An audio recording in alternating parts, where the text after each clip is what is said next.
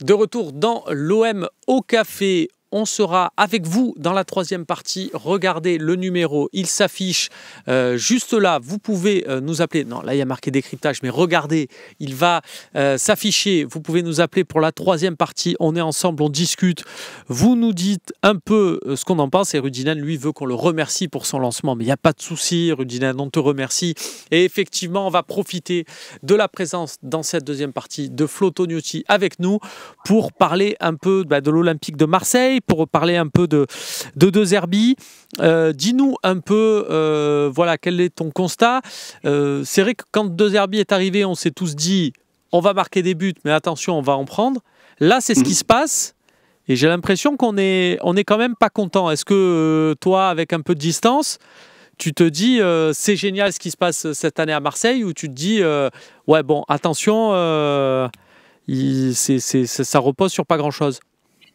Alors en fait, il y a eu plusieurs temps dans la saison et dans ma vision de Marseille, de la saison de Marseille. Le premier temps, c'est le début de saison où il y a j'ai envie de dire un maximum de réussite quand même dans certains matchs. Le très bon exemple de ça, c'est quand même le premier match contre Brest où tu gagnes 5-1 là-bas. Mais finalement, notamment la première mi-temps, on est quand même sur une situation assez équilibrée. Je crois que Brest rate un penalty. Et bon, tu sors avec la victoire, c'est normal à l'arrivée, mais il y a jamais 4 buts d'écart entre les deux équipes quand tu vois la partie. Et il y a eu une série de matchs, un début de saison où, quand on prend les fameux expected goals et qu'on compare avec les buts marqués ou encaissés, Marseille était en grosse surperformance, donc en gros sur-régime, entre guillemets. Alors des fois, les équipes arrivent à tenir ce sur-régime toute l'année. Les attaquants mettent plus de buts que ce qui est prévu qu'ils fassent. Ouais, Montpellier 2012. Le gardien fait les arrêts, et ça explique par exemple la présence d'une équipe comme Strasbourg dans le top 4, qui est une équipe qui joue un beau football aussi. Rosenior est, à mon sens, un super entraîneur, mais on peut pas cacher le fait que les attaquants marquent plus que ce qu'ils devraient, et le gardien sort vraiment tout. Donc c'est leur petit plus qui leur permet, au lieu d'être 7-8e, fait qu'aujourd'hui ils sont à la lutte pour le titre. Marseille, il y a eu un début de saison où il y a Rouli qui sortait tout, et petit à petit, et les attaquants qui mettaient leur but, notamment Greenwood, et puis petit à petit, cette surperformance, elle a baissé, et finalement aujourd'hui, on est dans une situation où Marseille a plus forcément ça pour se tirer de mauvais pas collectifs, et quand l'adversaire en face a du répondant, la sanction tombe plus vite, parce que c'est vrai que défensivement, j'ai pas eu la sensation de voir une équipe progresser au fil de la saison. Offensivement, ça parle le même football, mais ça peut manquer parfois de suppléments. Quand je parle de suppléments, c'est des courses en plus, des appels, etc., du mouvement devant. Mais c'est vrai que défensivement, c'est surtout ça, moi, qui m'a posé problème au fil de la saison, c'est que les problèmes qu'on voyait en décembre, en novembre, on les revoit en avril, en mai, et c'est des problèmes qui semblent pourtant assez basiques. Voilà. C'est une très bonne question que nous dit le Duc de Mars. Il nous dit, c'est pas à cause, c'est une observation, mais du coup on va la transformer en question. Il nous dit, c'est pas à cause de De Zerbi si on prend autant de buts, c'est à cause des défenseurs en bois qu'on a. Et c'est vrai que je suis curieux de t'avoir. Est-ce que on a vu là sur les derniers matchs beaucoup de questions sur l'alignement, sur la manière de jouer. Est-ce que pour toi c'est la faute de la faiblesse du recrutement, allons-y franco, de l'OM dans ce secteur-là, qui n'est pas du tout à la hauteur de ce qui a été fait au milieu et en attaque, ou est-ce que c'est la faute du coach en premier lieu, qui, au vu de ce qu'il a, ne devrait peut-être pas jouer comme ça? Moi, je suis pas vraiment d'accord avec ça, parce que si je prends quelques statistiques que j'ai retrouvées, que j'avais sorties dans ma dernière vidéo, mais si je prends les dernières saisons de Marseille, on peut se dire que l'effectif sur le plan défensif n'a pas énormément bougé dernièrement, et que si je prends le nombre de buts encaissés cette année par Marseille et le nombre de XG surtout concédés, Marseille c'est la pire défense cette année quand on compare avec l'année dernière, même l'année dernière où c'était pas bon en termes d'expected goals contre. Marseille concédait finalement peu, et si on remonte les années d'avant, sous Tudor, etc., là aussi c'était meilleur sur le plan défensif. Donc c'est pas une question de joueur, pour moi c'est vraiment une question de principe. Il y a des choses que je trouve bizarres dans l'approche, notamment cet alignement qui en effet n'est pas toujours très alignés, on va dire. Et aussi dans le comportement des milieux de terrain, dans le contrôle des courses. Enfin, je trouve que pour jouer l'alignement défensif, les défenseurs centraux sont souvent beaucoup trop écartés, donc ils laissent d'énormes espaces et qui sont souvent attaqués par, vous voyez, des milieux infiltreurs. Fabien Ruiz contre le PSG, Tolisso quand il marque contre Lyon, contre Auxerre aussi, il y en avait eu des incursions comme ça. Et ça, le fait que voir que ça se répète, Nail El Ainaoui aussi, qui arrive de plus loin et qui n'est pas accompagné. Et tout ça dans le contrôle des courses et l'alignement défensif, je trouve qu'en fait que ce qui est demandé aux défenseurs, il y a beaucoup trop de charges qui reposent sur eux, sur le fait d'être aligné. Quand devant, le porteur il va pas être cadré. Alors c'est difficile quand t'es défenseur, si devant le milieu de terrain il fait pas son travail, il cadre pas le porteur de balle. Et qu'on te dit aligne-toi, tu fais non parce que il y a un mec qui fait un appel dans mon dos, qui arrive de plus loin, c'est impossible à gérer. Et c'est pour ça que moi des fois je me pose la question, est-ce que c'était pas plus simple sous Tudor? Alors je sais que Tudor il y a des pour, il y a des contre, mais est-ce que c'était pas plus simple sous Tudor où la consigne c'était pour les défenseurs, on suit son adversaire jusqu'à la surface et basta. Et pour le coup je pense que tu prenais moins de buts que ceux que tu prends aujourd'hui. Ouais, il y avait Gigot, Mbemba, Kolasinac, il y avait d'autres il y avait d'autres joueurs, mais sur les mêmes consignes, je pense qu'un Balerdi était plus à l'aise à l'époque qu'aujourd'hui. Voilà, en termes de consignes. Bon, même si. Ouais, en termes de consignes, ouais. Effectivement, Balerdi a pris une autre dimension, lui perso là-dessus, mais effectivement, peut-être que le Balerdi d'aujourd'hui, ce que tu veux dire, dans le système de Tudor, serait encore beaucoup plus fort. Et de toute façon, on l'a vu quelque part qu'il a mis un peu de temps à ingurgiter tous ces principes de jeu. Tiens, il y a Geno31 qui nous dit, je ne sais pas ce que vous en pensez, mais je le trouve très mauvais en pressing. Et ça rejoint un peu ce que tu disais au milieu de terrain. On a du mal parce qu'il y a aussi deux joueurs, mais à cadrer un peu. Bennacer et Rongier, le début contre Toulouse, ils ont eu énormément de mal. Ils se sont repris en deuxième mi-temps, quoi. Ouais, c'est vrai que contre Toulouse, c'était pas. Toulouse a quand même aussi. C'est une équipe qui peine un peu à concrétiser. Mais c'est quand même une bonne équipe sur les fondamentaux. Défensivement, ils sont toujours bien organisés. Offensivement, ils ont toujours des circuits pour sortir les ballons, etc. Donc c'est pas non plus l'équipe la plus simple à jouer. Mais en fait, sur la capacité de Marseille à presser, à récupérer rapidement le ballon, on peut difficilement dire que tu peux faire beaucoup mieux, dans le sens où t'as pas forcément des grands coureurs devant pour faire les efforts défensifs, et voilà, c'est pas Rabiot, c'est pas si, c'est plus Rabiot, c'est pas Greenwood, pardon, notamment. Moi c'est plus les rares temps où Marseille va laisser la possession à l'adversaire, ce qui arrive pas souvent.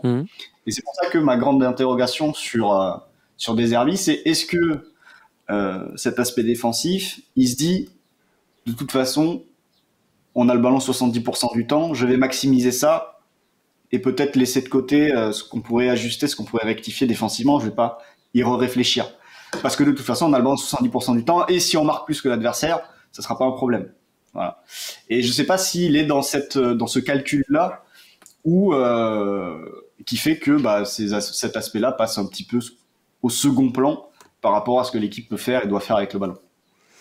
Du coup, moi, je me dis un truc, pour aller plus loin dans le raisonnement, et là, les observations que les copains se faisaient dans le chat, imagine la saison prochaine, là, au Mercato, l'OM recrute Aymeric Laporte, Kalidou Koulibaly, tu m'as compris, il recrute que des cracks derrière.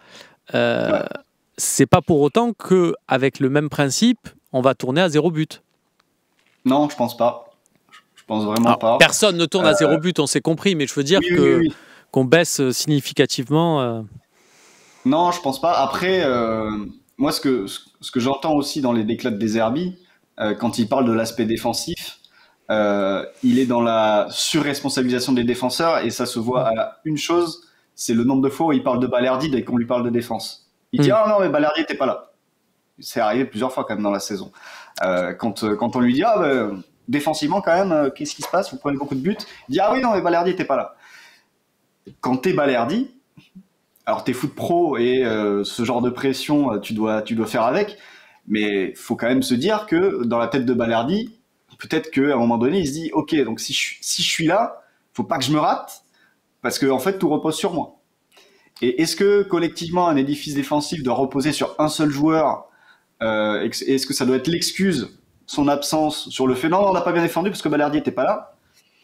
Je trouve ça un peu facile et surtout compliqué pour le joueur en question qui va être surresponsabilisé. Après, si à la place de un Balerdi l'année prochaine, tu as un Laporte plus un Koulibaly plus un Balerdi, bon, peut-être qu'en effet, tu auras plus de joueurs susceptibles de rattraper les urgences et les décalages qui sont faits. Donc oui, l'amélioration individuelle, forcément, ça t'apportera un plus, mais ça réglera pas les problèmes d'ensemble s'il n'y a pas une remise en question, parce qu'il y a des ajustements qui sont faisables, je pense. On regarde un peu, Controla de la Peluta nous dit Laporte, c'est du pipeau. Oui, évidemment, je t'ai pas dit que Aymeric Laporte allait signer. C'était un exemple pour montrer, par l'absurde, pour montrer si on augmentait la qualité individuelle de nos défenseurs, si ça allait changer quelque chose sur le système global de De Zerbi. Et c'est vrai qu'il y a pas mal de messages, je les ai vus passer, notamment de Joam, qui nous dit l'essentiel, finalement, c'est de marquer un but de plus que l'adversaire. Et je trouve ça intéressant, c'est final de se dire, est-ce que dans un match où l'OM va faire un match nul 2-2, est-ce qu'il ne vaut pas mieux, au lieu de pointer les erreurs des deux défenseurs, se dire, puisqu'on évolue dans ce système, on évolue dans un système où on doit minimum marquer 3 buts par match, en fait. Et donc pointer dans ces moments-là, plus nos éléments offensifs qui n'ont pas réussi à se... Et ça, le vrai problème, il est peut-être là, c'est que par rapport à ce que tu disais sur les occasions concédées, les buts concédés par rapport aux occasions concédées par l'Olympique de Marseille, ça c'est un truc d'être dernier de ce classement-là, ça ne me dérange pas. Si par contre, devant, c'est un festival, et on voit que sur les derniers matchs, il n'y a pas eu pléthore d'occasions, c'est peut-être ça le problème. Ouais, c'est ça le problème. Je vais juste donner deux, trois chiffres, parce que je les ai sous les yeux. Déjà sur les premières mi-temps, depuis la 18e journée, Marseille n'a marqué que 2 buts en première mi-temps. C'est Gouiri contre Saint-Etienne, et c'est un exploit individuel en plus de Gouiri, avec sa frappe exceptionnelle, et c'est le CSC de Soiseau. Marseille n'a marqué que 2. Qui est aussi un exploit individuel. Qui est aussi un exploit individuel. Et quand on prend les expected goals sur les 6 dernières journées, donc depuis Auxerre, donc il y a eu 4 défaites et 2 victoires, t'es à 0,66 contre Auxerre, créé, 2,15 contre Nantes, ça va, surtout en deuxième mi-temps, 1,01 contre Lens, 1,19 contre Paris, 1,09 contre Reims et 1,03 contre Toulouse.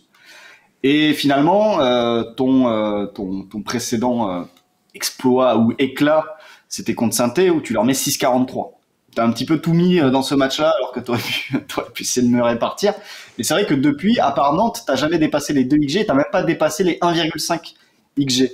Et quand t'es une équipe comme Marseille, qui a le ballon souvent et qui peut être vulnérable quand elle ne l'a plus, c'est sûr que aussi il y a un problème quand tu arrives pas à créer et à être dangereux. C'est qu'à un moment donné, l'adversaire va avoir une occasion, va peut-être en avoir 2, et l'adversaire va peut-être ouvrir le score. Et quand tu ouvres le score, quand tu encaisses l'ouverture du score, le bilan de Marseille est vraiment pas brillant non plus. Alors tu as eu la victoire contre Lyon, mais sinon je vois pas mal de points échappés. C'est défaite contre Auxerre, défaite contre Lens, défaite contre Paris, défaite contre Reims. C'est 4 ouvertures du score concédées, et il y a que 2 victoires avec une ouverture du score pour toi concédées, pardon. C'était contre Lyon et contre Rennes. Depuis le début de la phase retour. Voilà. Tiens, il y a le Duc de Mars qui nous dit, pouvez-vous m'expliquer clairement ce que sont les expected goals, s'il vous plaît? Je vais le faire. Oui. Tu prends un joueur qui tire depuis un coin de la surface et donc qui provoque une occasion pour l'OM ou pour une autre équipe. Allez, si c'est Gouiri qui va taper à un moment donné dans la surface, on va prendre tous les joueurs qui ont tapé du même endroit exactement de Gouiri, on va calculer le nombre de fois qu'ils ont marqué sur le nombre de fois que ça a été tenté, et ça va donner un petit pourcentage. Donc des fois il y a 4 joueurs sur 1000 qui ont eu cette tentative qui ont marqué. Et bien donc ça fait un expected goal de 0,004, et on additionne toutes ces situations-là pour avoir ce qu'on appelle les buts attendus, c'est-à-dire dans cette position-là, vu que tu additionnes celle-ci, telle autre, ça compte pour tant d'expected goal. Je rajoute le Duc de Mars, et j'invite Flo à apporter son commentaire là-dessus, que Bastien Cordoleani, qu'on salue, qui sera avec nous d'ailleurs sur le plateau du talk show ce soir, nous rappelait quand même que les expected goals ne prennent pas en compte les centres. Des fois, c'est vrai que tu as un beau centre au cordeau et tu as le mec qui a 2 doigts de le toucher et qui ne le touche pas. Donc c'était à 2 doigts de faire but. Et ça fait 0 dans les expected goals. Absolument. C'est un des bémols, mais c'est comme ça aussi que ça peut être intéressant de compter les expected assists. Parce qu'avec les expected assists, tu vois aussi le danger des centres. Mais oui, il y a des angles morts. Par exemple, vous voyez l'occasion je parlais de Babica tout à l'heure. Babica, quand il la donne pas en retrait à Magri, c'est 0 d'expected goals, alors que l'occasion est énorme. Donc c'est un exemple en effet où les expected goals ont des angles morts dans la lecture des matchs. Néanmoins, ça reste quand même un outil sur le temps long, sur une saison entière, assez fiable pour juger et jauger de la performance d'une équipe. Oui, voilà, c'est ça. C'est comme toutes les statistiques. Il ne faut pas s'arrêter sur un truc. Il faut prendre un peu de recul et ça permet d'avoir une tendance, une dynamique. Voilà, c'est ça qui est intéressant. Et ce que tu nous as donné sur la récente série de l'Olympique de Marseille sur les occasions procurées, au final, ce que tu nous dis là rejoint le sentiment que certains ont sur le plateau du talk show quand ils parlent des occasions, qu'on n'a qu'une occasion toutes les 10 minutes, même pas, alors que c'est pas déjà la mer à boire. Ça vient de dire à ce moment-là qu'effectivement, les chiffres donnent un prolongement de cette impression générale. Flo, on en a fini de la deuxième partie. Je vais lancer la petite coupure pub. On prend encore quelques questions un peu technico-tactiques, les amis. Clem Le Phocéen nous dit bizarre le rendu d'image de Canuti, faut upgrader ta cam. Figure-toi que c'est à l'étude et c'est grâce à ma couleur de peau. Vous êtes tous à dire mais il est rouge que du coup Seb Volp qu'on salue a dit tiens, va peut-être falloir changer cette cam là. Donc vous inquiétez pas, elle va être changée, tout va bien. Je regarde un peu parce que je vois pas mal de mecs aussi qui posent un peu des questions sur le mini championnat, les confrontations directes. Qu'est-ce que tu penses toi un peu, Flo, de cette défense là, de cette théorie de l'Olympique de Marseille qui pourrait s'en sortir sur les confrontations directes? Pour toi, ça a une importance? Tiens, tu vois quoi toi sur la fin de saison au vu du jeu proposé? Là, quand je vois ce qui reste, Monaco à l'extérieur, Montpellier à domicile, Brest à domicile, Lille à l'extérieur, je pense que déjà ça passe par un sans faute contre Montpellier-Brest. Autant Montpellier, j'ai pas trop de doutes. Autant Brest, c'est une équipe qui peut être chiante, qui peut venir vous prendre des points, je pense. Notamment, tu vois, je parlais des incursions des milieux de terrain. Un Mady Camara, c'est son jeu, c'est parfaitement son jeu, ça. Donc ça va être à surveiller, je pense, de très près sur ce match-là. Ça va être intéressant de voir comment Marseille va gérer les courses du deuxième rideau de Brest. Et après, c'est sûr que quand t'as Lille et Monaco à l'extérieur, ça va être au cordeau. Après, l'avantage, c'est que la dynamique de Lille, pour le coup, j'étais par hasard, mais j'étais à Lyon pour le Lyon-Lille du week-end dernier. Lille me paraît vraiment être une équipe qui la dynamique me paraît compliquée. J'ai du mal à Ah ouais? Ouais, je suis pas ultra convaincu par ce que j'ai vu. J'étais pas non plus convaincu par Lyon. Le match a été quand même pas le plus spectaculaire à voir pour le coup depuis le stade. Donc c'est vraiment sur la dynamique là, les Lillois, ça fatigue un peu, ça tire un peu la langue. Alors ils vont peut-être avoir une référence qui va revenir les relancer. J'ai pas l'impression qu'ils soient sur la meilleure pente pour finir la saison. Alors vous non plus, hein. Mais c'est vrai qu'aujourd'hui, il y a très peu d'équipes. T'as Monaco qui se relève là en ce moment. Et pour eux, ça va être un vrai test là, Marseille ce week-end, parce qu'ils ont eu vraiment un creux, notamment sur le plan défensif où ils prenaient beaucoup de buts. Et là, ils sont revenus à un niveau qui équivaut un peu au niveau du début de saison, même s'ils ont laissé filer des points. Donc Monaco là, c'est pas le meilleur moment de prendre Monaco. Ça aurait été mieux d'inverser Lille maintenant et Monaco peut-être dans 3-4 semaines. Ça aurait été plus simple. Mais en tout cas, ça va être un beau match, samedi, c'est sûr. On suivra ça, évidemment, on sera aux premières loges. Il y a Clem Le Phocéen qui nous dit chez Gaïa, ils avaient de meilleurs objectifs. C'est vrai, Gaïa, les vélos électriques. Tiens, c'est un truc très Bordeaux. D'ailleurs, Ça, le côté vélo électrique, ça arrive un peu sur Marseille. Je vous montrerai un peu quand ça sera l'occasion d'aller un peu à Sormiou en vélo, Gaïa. Tiens, pourquoi pas. Mais ça, c'est un peu un sujet pub. Et la coupure pub, elle est terminée. On envoie la troisième partie.